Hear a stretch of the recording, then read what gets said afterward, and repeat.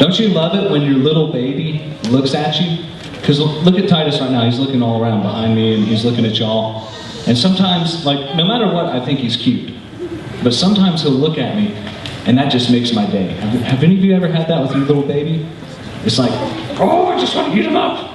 Oh, I just want to eat him up. Yeah, and you just want to kiss those soft cheeks. Because they're so soft and kissable.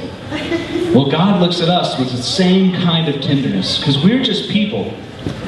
And we are broken, and we have a lot of problems. We're messed up. And yet we can overlook those problems. Like Titus wakes me up in the middle of the night sometimes. And that can be annoying. But you know what? I overlook that because I love him. And I just want to eat him up. I'm just like, oh, just have to squish him. Look at him smile. Anyway. Most of the time, he's not really looking at me. Most of the time, he doesn't really care about, like, being mushy and whatever. But sometimes he'll look at me and smile, and that just makes my day. That's the way it is with you and God. It says in Song of Solomon, one glance from your eye has overwhelmed me. Can you believe God says that to you? One glance from your eye overwhelms me. How many of you have ever been overwhelmed with love? You know what I'm talking about, where you see your little baby brother or sister, you're like, oh, just overwhelmed. You just want to squish them. You're just overwhelmed. But that's how God is with us. Think about it. If Titus is just sitting there asleep, I still look at him and I love him. And he's cute. He doesn't have to do anything. And I still think he's cute. But if he ever looks at me and he smiles, that just makes my day. That's the way it is with God. You don't have to do anything to try to get him to love you. He already loves you. Everyone said, God always loves me. No matter what. But you know what? Even though he always loves you no matter what, when you look at him, maybe you're just going about your day and you think about him.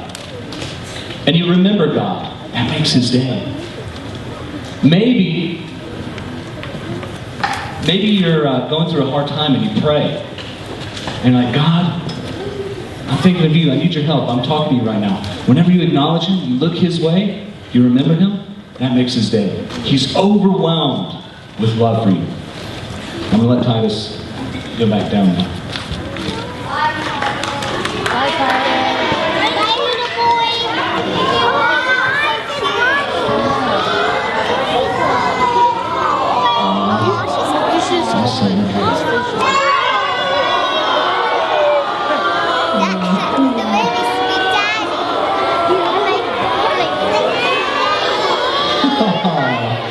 Doesn't that break your heart?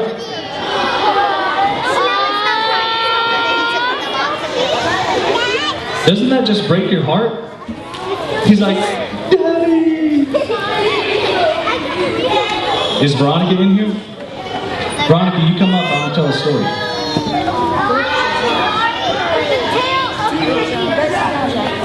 And all the other people that are part of my teaching this afternoon, go ahead and get in your positions. Veronica was my first baby. Guess how old she is now? 14. Veronica, can you spell your name? V-E-R-O-N-I-C-A.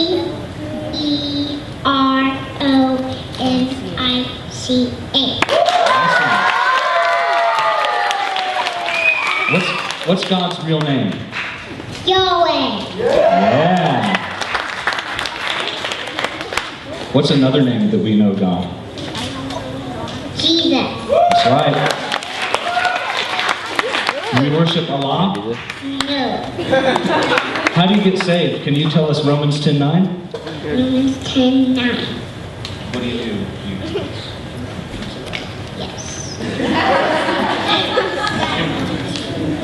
She said, I don't want to. Well, Veronica, one time, she was a little mouse in the Nutcracker. Did I tell you all this story? No. Well, she was.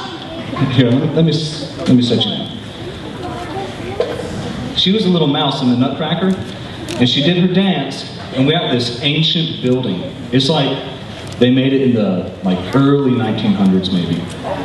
And there was like this boiler room area down underneath it that I'd always wanted to explore. Did I tell you all this? You told like 2 people. Everyone's like, yeah, the boiler room. Yeah, I was there too.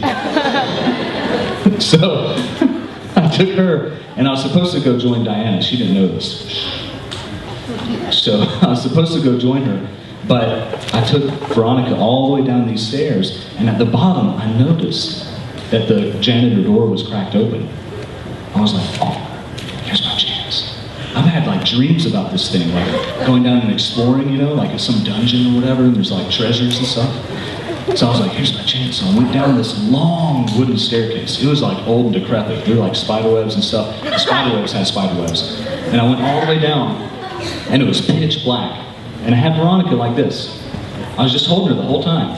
And I had my cell phone in my other hand. All I had was my cell phone for like a little bit of a light, you know what I mean? I went down this long corridor, and it was pitch black. And I started going, it started sloping like lower and lower and lower. And there were these pipes that were like, and I felt like this warm air coming out of one, like I was going down, I couldn't see, but all of a sudden I felt that there was like another corridor coming off the side, because there was like empty air and like this draft coming past me. I was like, oh, it's kind of spooky. And I was a little bit nervous, because it was real dark. Like there's no lights or nothing. And I looked with my cell phone, and I saw on the side of the wall was scribbled, freedom, and it had an arrow this way. And it said 1964. Because like the last person who'd been down there was like, what was that, 40 years ago? 50 years ago. So I'm like, man, they're probably even dead now. They could be dead and over there in the corner, and I don't even know it, you know? So I was kind of nervous, but guess what? Veronica wasn't nervous at all. Were you scared? No. Why weren't you scared?